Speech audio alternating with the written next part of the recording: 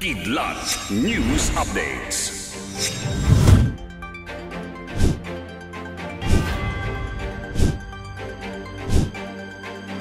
Ako po si Cesar Soriano, kasama ang buong puwersa ng Kidlat News Channel para ihatid ang nangungunang mga balita sa buong kapuluan ngayon.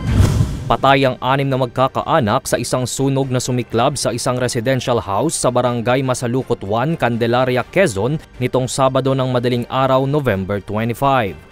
Sa report na inilabas ng BFP Candelaria, nasawi ang isang 69 anyos na lola at ang kanyang 5 apo na edad 21, 18, 16 at 9 na panay babae at isang 10 taong gulang na batang lalaki.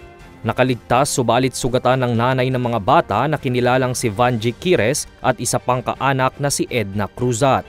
Bandang 2:30 ng madaling araw nang nakita ng isang kapitbahay ang sunog at ang paghingi ng tulong ng mga biktima.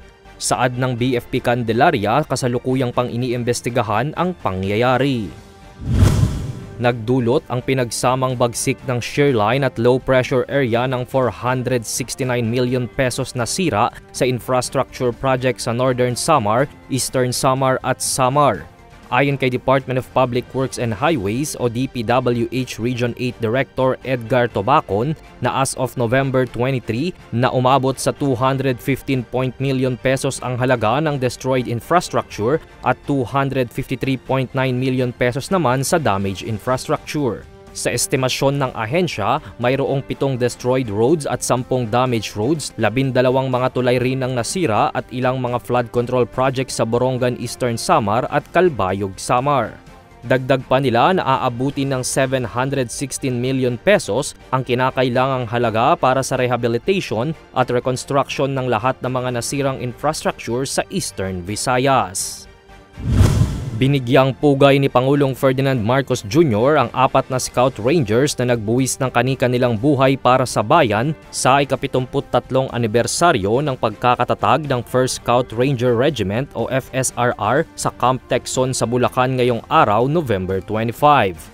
Ang 4 na Scout Rangers Killed in Action o KIA ay kinilalang sina Corporal Jerwin Caputol Jr., Technical Sergeant Richard De Jesus, Private First Class Jemrick Paul Cotinco at Corporal Ernie Brian Baliera.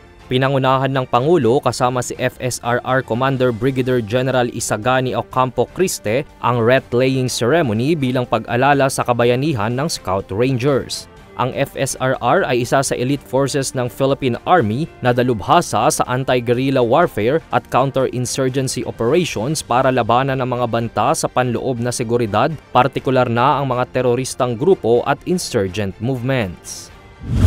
Trending ngayon sa social media ang isang crew ng isang sikat na fast food chain sa bansa matapos itong mag-ikot sa bisinidad malapit sa kanilang mismong store para maghanap ng customer. Sa video na kuha ng isang TikTok influencer sa Davao City, makikita ang isang babaeng crew na nakikipag-usap sa isang customer habang hinihikayat nito na mag-order sa kanilang store. Paliwanag ng crew na inutusan daw ito ng kanyang manager na maglibot para makabenta at maabot ang kanyang quota dahil mababa daw umano ang sales ng kanilang store. Makikita din na naglalakad lamang ang crew sa pagde-deliver ng mga orders dahil aniya walang nakalaang budget para sa kanyang pagko-commute. Kinaawaan at dismayado naman ng mga netizens sa social media kung saan kino-call out pa ng mga ito at gustong i-boycott ang nasabing fast food chain. Para sa Kidlat News Updates, ito si Jai Reyes nag-uulat. At inyo pong natunghayan ang mga headlines sa nakalipas na oras. Manatiling nakatutok para sa mga susunod na updates at breaking news. Ako po si Cesar Soriano, kasama nyo sa bawat pagputok ng balita.